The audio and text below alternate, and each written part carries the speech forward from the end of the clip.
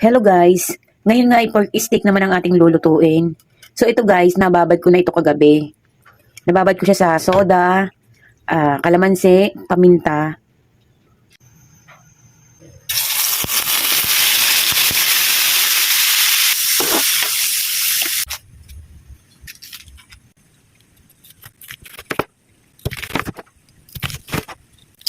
So ayan, lumabas na yung kanyang sariling mantika. So pwede na tayong maggisa. So ayan, maggisa na tayo ng bawang at sibuyas.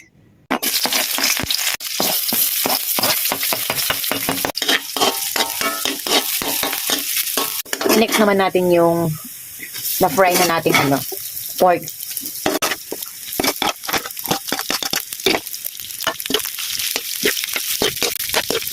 Kanuli natin ng paminta. Yung pinagbabaran ka ganina. So ayan, lagay natin. Ayan na yung magiging kanyang sabaw. Pwede tayong mag-add ng tubig para habang pinapalambot siya. Kasi mauubos yung sabaw na yan. So pwede mag-add ng tubig. Oyster sauce.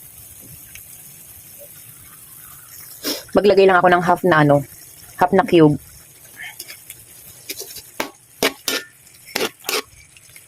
So guys, ako mag-add ako ng tubig dito para gusto ko kasi yung malambot na malambot sobra.